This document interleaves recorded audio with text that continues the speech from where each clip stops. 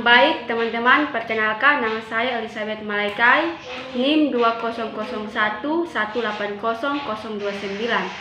semester 2 kelas B, mata kuliah Hukum dan Perlindungan Anak, Fakultas Keguruan dan Ilmu Pendidikan, Universitas Nusa Cendana Kupang.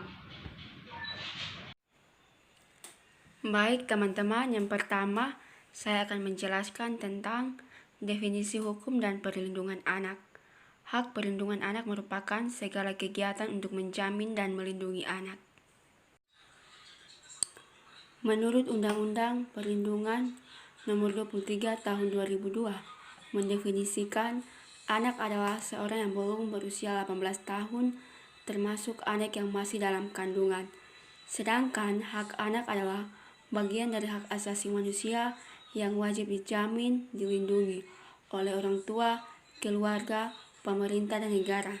Jadi teman-teman, setiap anak yang lahir di dunia wajib mendapatkan haknya untuk anak dapat hidup, tumbuh kembang di lingkungan dengan baik.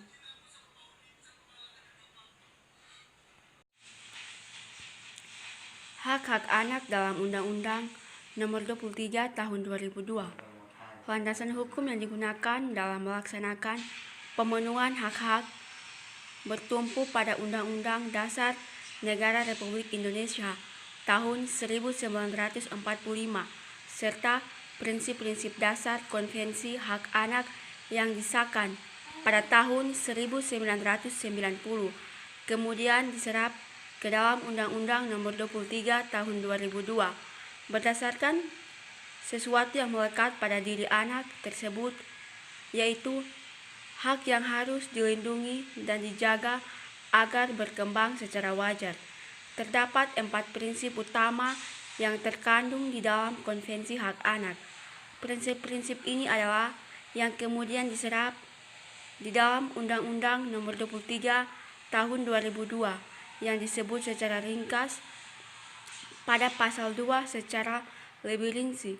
Prinsip-prinsip ini adalah: yang pertama, prinsip non-diskriminasi; yang kedua, prinsip atas hak hidup; yang ketiga, prinsip yang terbaik bagi anak; yang keempat, prinsip penghargaan terhadap pendapat anak.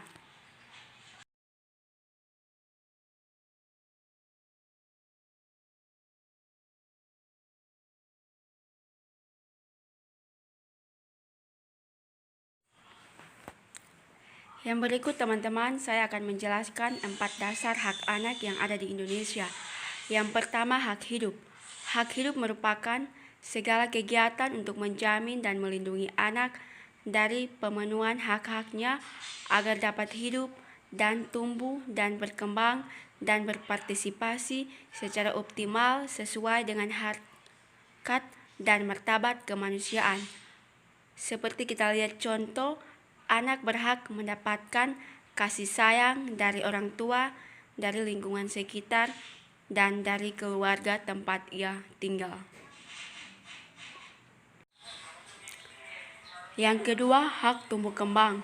Hak tumbuh kembang merupakan suatu hak mencapai standar hidup yang layak bagi perkembangan fisik, mental, dan lain sebagainya. Contoh, orang tua harus memenuhi setiap permintaan anak dan setiap kebutuhan anak. Yang ketiga, hak perlindungan. Hak perlindungan merupakan segala kegiatan untuk menjamin dan melindungi anak dan hak-haknya agar dapat mendapat perlindungan dari kekerasan dan diskriminasi. Contohnya, anak harus dilindungi dari kekerasan. Yang keempat, hak berpartisipasi. Hak berpartisipasi merupakan keterlibatan anak dalam proses pengambilan keputusan tentang segala sesuatu yang berhubungan dengan dirinya. Contohnya seperti harus memberikan setiap anak kesempatan untuk berbicara atau harus memberikan setiap anak kesempatan untuk berpendapat. Baik teman-teman, sekarang saya akan menjelaskan yang ketiga, yaitu definisi kekerasan pada anak.